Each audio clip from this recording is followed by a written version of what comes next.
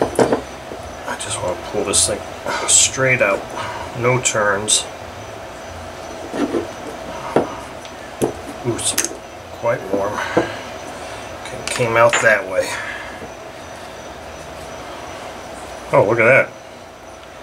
Nice R on the connecting rod indicating the rear.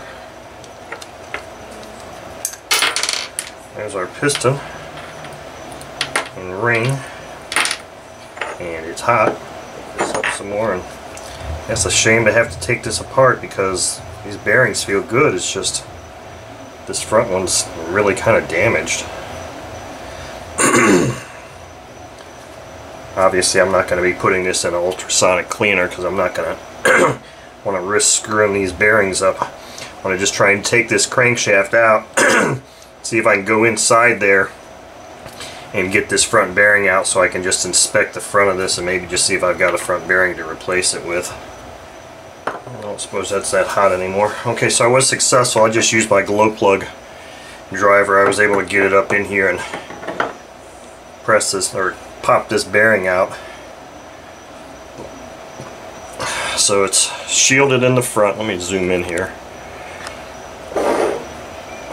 Shielded in the front, a rubber shielded bearing in the front, which when I have these type of bearings, they're rubber shielded or plastic shielded like that. I don't usually remove the one on the back. I would have just left it the way it is. Now, this bearing feels great, except that this plastic housing is damaged on it, and that's probably where the leaks were coming from. Now if you look in here, zoom out just a hair.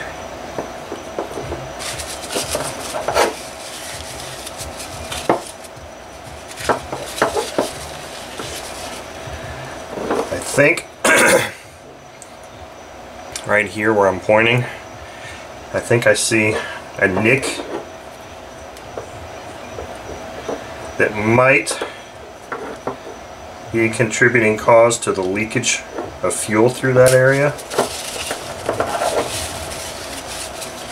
In addition to that front shield or cover of the bearing being damaged. I mean, it's pushed in pretty seriously here. So that's probably why it was leaking. It looks like the right bearing. It looks like it was seated fully. It's just that if you look at this end of the bearing, or if you look at it this way, yeah, come on, you can see how it's kind of lifting up there, and how it's really pushed in. So I think this is why. I can maybe just try and mash that back in place. I don't know. Tempted to just, well, I got to see if I've got another bearing. If I've got another bearing like that, I'll just replace this one.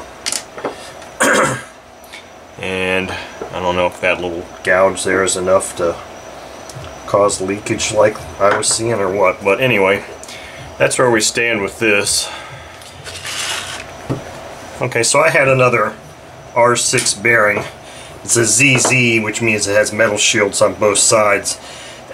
Just for the hell of it, I left the shields on this. I mean, these metal shields aren't sealed so well that they won't allow oil in. But this thing spins over real nice. I don't know if you can see that. Yeah, there you go. But the other thing I did was I made sure I took this collet out of the drive hub, because these things can move in and out, and as you saw, it was sticking out a little bit. You don't ever want to put this thing with this on there and jam it onto the prop shaft. You always want to make sure you take this thing apart and put this piece on first and then follow it with this. It's just not a good idea. It's a lot more difficult if you try to jam these two things on there together. So that's why I've got that. Make sure that thing stays out before it cools off. That's why I've got that apart like that.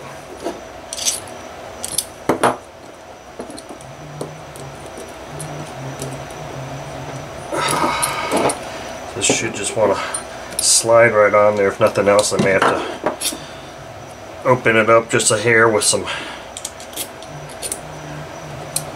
little screwdriver or something. Just kind of open that up just a little bit, just so I can get it on there, because it doesn't really feel like it wants to just slide right on here.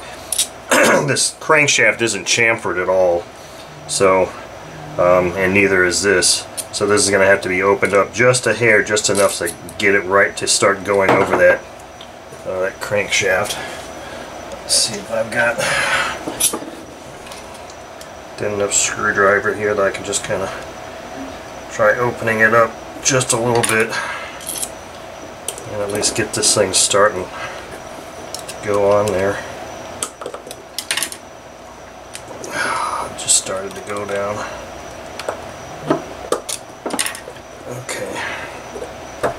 Okay, there we go. Now we got that on there. Now we can put our drive washer on. And now this will get secured on there the first time you attach a prop to it. So let's leave that off for now. This isn't coming off. It's on there good. Hopefully this will remedy that fuel leakage area. So we'll have to wait and see. Okay, I got the sleeve in. I had the camera off, so that kind of pisses me off, but anyway.